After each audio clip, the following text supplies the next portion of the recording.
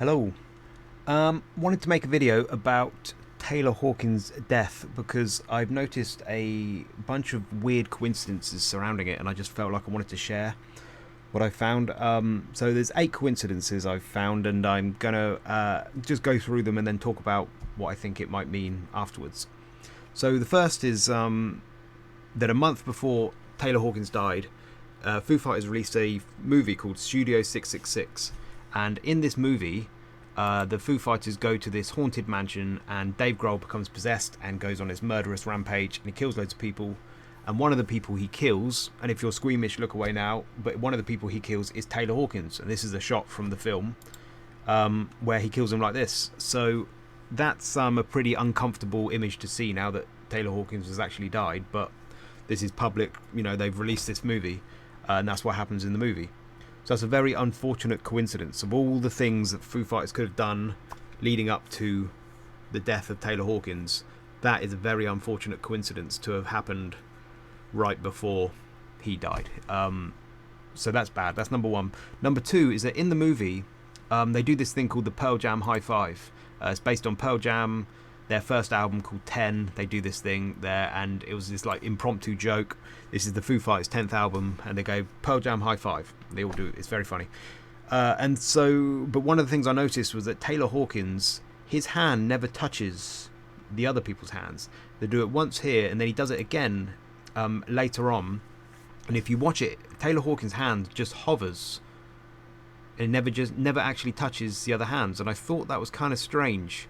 I thought it was strange because there's nothing in the plot that would make you think there's no reason why that would be. There's nothing particular special about Taylor Hawkins in the plot that he should be singled out. And usually on a film, you've got so much cast and crew. There's somebody who is watching for this stuff. There's people checking this stuff. But probably it sounds like it was quite an impromptu B-movie type of film, and maybe they just didn't notice. But why did Taylor Hawkins not feel that he could put his hand fully in the group? Is that a sign that he didn't feel part of the group, or is there some other significance to it? Don't know. I thought that was weird. That's number two.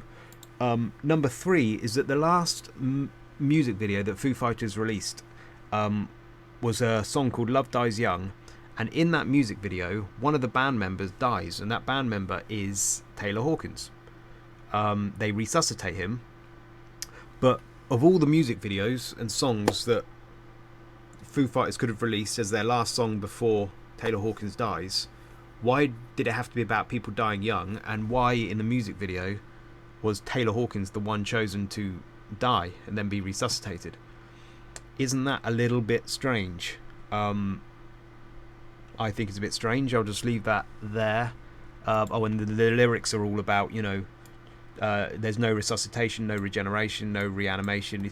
Love dies young, please don't take my breath away. Sounds like Dave Grohl's trying to come to terms with death, and yeah, so kind of weird. Number fourth coincidence is that at the start of the movie, in the title credits, they have all these shots like this, and one of them is Dream Widow drummer found dead. This is the Dream Widow, the fictitious band who die in the haunted mansion years before. And yes, his Dream Widow drummer found dead, and here's a picture of her. And in the actual movie, the very first scene, the very first death, is of this Dream Widow drummer. She's the only female in the Dream Widow band. She's not the lead singer. I think Greg Null, who hangs himself, is the lead singer, so I presume she is the drummer with her picture here. And she's the first death in the movie, and they have that there, Dream Widow drummer found dead. A little bit weird. That's number four. Number five is that Foo Fighters in June 2021, their longtime stage manager Andy Pollard died. I'm not sure the cause, but he died. And in the movie, the first real life death, the member of the Foo Fighters team, the first person to die is Krug, who's the production manager. He's the production mixer guy. And originally when I watched the movie, I thought, oh, this is Dave Grohl's way of dealing with grief. I figured this must have been written after the fact. It was my assumption, but it wasn't. This was actually finished filming, according to Wikipedia, before the by the end of the early 2020, they'd nearly finished the film, and then coronavirus lockdowns delayed it. But then they finished it just a few months later, apparently. So it would have been finished by at least end of 2020, maybe early 2021, but certainly before. I'm assuming before their stage manager died in June 2021. So that was written into the story before the fact there. So that's another weird coincidence, is that he would be the first person to die, and then their stage manager actually died in June 2021. So that's strange. Number 6, I think we're up to 6, is the mansion where in the film in Encino, California, was the actual place where Foo Fighters really did record their 10th album. And they believed it was haunted. Apparently, this is an article in March 2020, and the Foo Fighters were saying that they really did think it was haunted, and they said they would come back to the studio the next day and all the guitars would be detuned, or all the settings on the board, they'd all go back to normal. They heard all these weird open mic noises, and they set up a baby monitor, and they heard things that they couldn't explain, and lots of things like this. So now they could be lying. They could just be saying that to promote their film, but there could be truth to it as well. How much of the movie was based on reality and how much is fiction? Obviously all the mass murdering stuff was fiction, but maybe their choice to really go there to this mansion was real. Maybe it really was a bit haunted. How much of reality inspired the movie? Don't know. So maybe that was true. Maybe there was some weird things going on there in that mansion, possibly. So that's number 6. Number 7 was that there was a bunch of weird parallels with the Astroworld story that I just thought was strange. So you've got in the movie, I know this is fiction, but in the movie they had the pool and the house was a portal for spirits to cross over into the real world. And in Astroworld you had the same thing. You had it was this big portal thing, that inverted cross going into this portal. Travis Scott was really into this idea of portals. See you on the other side. Travis means to traverse, to cross over. There's loads of little things like this. He was really obsessed with portals and crossing over, and people thought that was the event. It was like a way of demons and spirits crossing over into the real world. I don't know. That was the idea, at least, and it was the same theme here. That was one weird crossover, and then another weird thing parallel was that Pearl Jam appear in both this situation and Astroworld, because in Astroworld, Travis Scott was wearing a Pearl Jam t-shirt in the video he released before, just like the day before the Astroworld concert, and which was a weird coincidence because Pearl Jam were also had a festival where it had a crowd crush incident and 8 people died on the day, and then a 9th person died 5 days later in hospital at this Pearl Jam concert. And with Astroworld, 8 people died on the day and a 9th person died 5 days later in hospital. Very strange. And Pearl Jam were promoting this album at the time called Binaural, has this weird Eye of God. And Astroworld had this, Travis Scott had this weird Eye of God and the 8 flames, and Binaural has this figure 8. There was loads of weird coincidences like that. And, and also you had the Eye of God there, and in the Studio 666, the mythical song they're trying to create is called Lacrimus Dei Abrius, which means the tears of God, which is, maybe stretching, but still the eyes of God here, and you got the tears of God here, and this portal. Maybe I don't know, maybe I'm stretching too much, but I thought it was kind of strange. And just another parallel was the Breath lyrics, "Don't take my breath away again," with that song "Love Dies Young," and all of this was breath themed. People were crushed to death and they couldn't breathe at the Astroworld thing, and then you had George Floyd and COVID and all this kind of theme of people not being able to breathe all the time. Keeps popping up, but maybe maybe I'm stretching, but these are just little parallels, weird parallels I keep spotting. So that was the 7th thing, and then the last thing is just all the satanic elements of the whole thing is kind of strange. So in Studio 666 there was loads and loads of satanic imagery, all of this kind of pentagrams and stuff, and they had weird butchered raccoons and blood sacrifices and all this kind of stuff.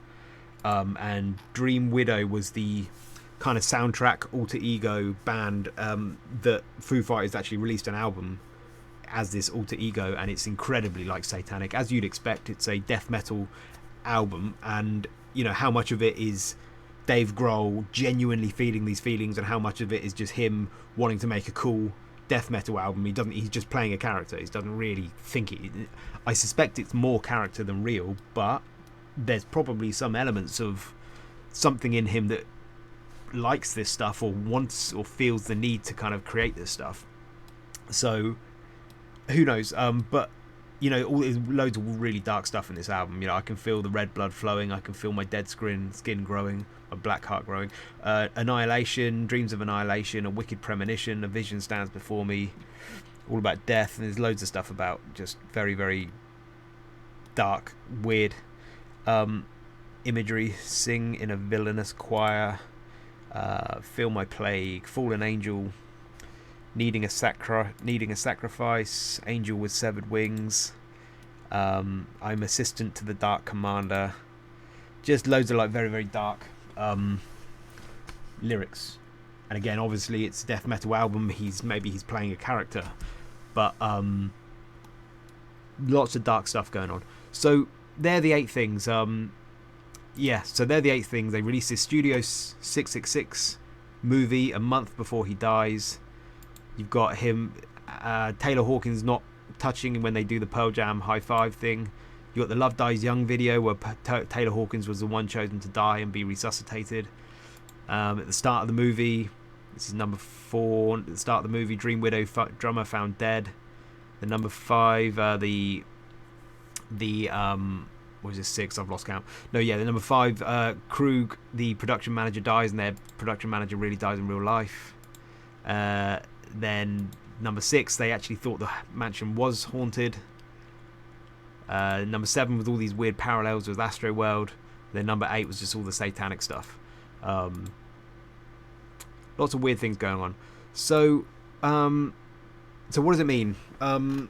So I think there's a spectrum of interpretations. On the one hand, you've got some people, the atheistic, materialistic people, would just say, don't be ridiculous, it's all coincidence. There's nothing to see here. They're just having fun, they're just joking around, and everything that's happened is just a coincidence.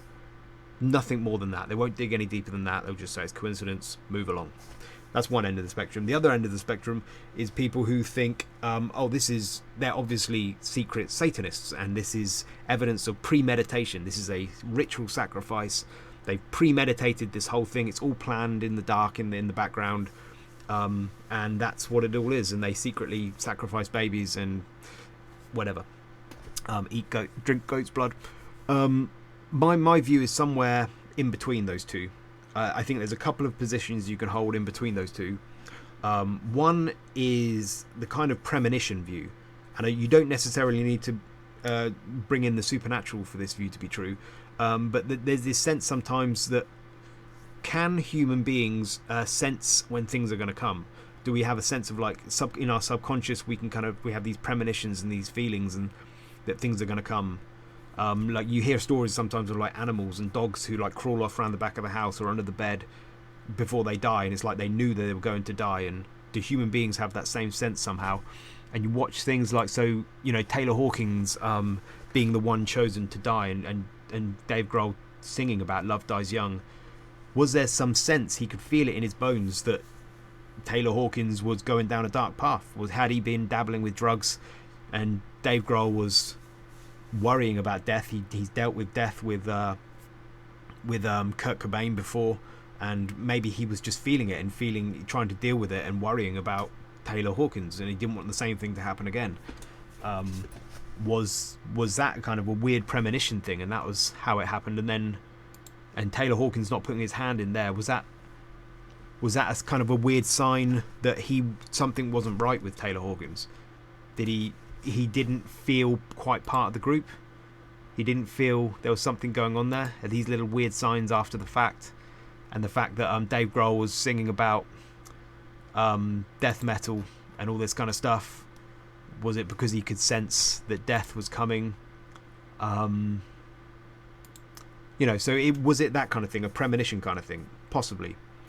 But then there's this another alternative interpretation, which I tend to think is where I lean a little bit more, is the idea, is the kind of, it's the Ouija board idea, the idea that sometimes people mess around with Ouija boards, not really believing that there is a demon and devils and a darker side to life, and then suddenly weird things happen, like they'll have nightmares for a month and they'll hear strange noises in their house, and it's like people mess around with the occult and with Satan and all this kind of stuff, not really believing it's real.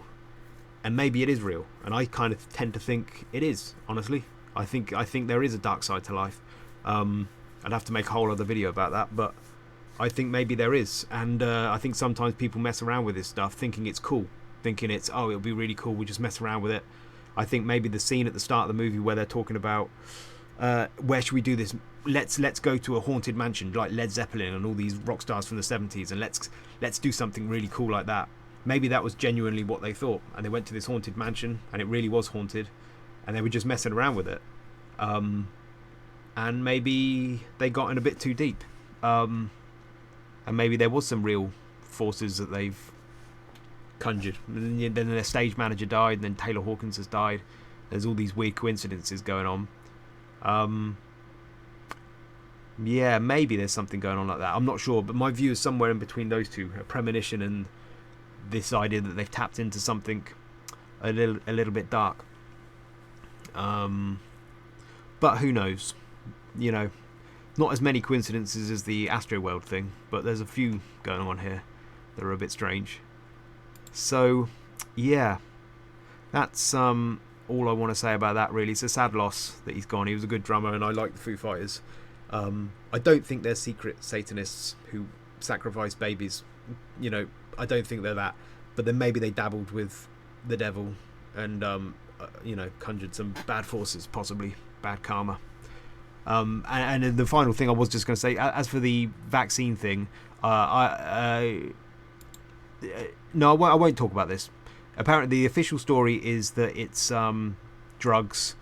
I think we'll find out when his how his loved ones react. If his loved ones react and say, "What? How can it be drugs? He's never had drugs for 20 years. Don't be crazy." Then we can ask questions. But if his loved ones come out and say, "Yeah, we were worried about him with drug for a while now," and that sounds about right, then maybe it's true. So yeah, we'll leave that for now. Anyway, that's all I wanted to say about that. So I'll leave it there. Okay, bye.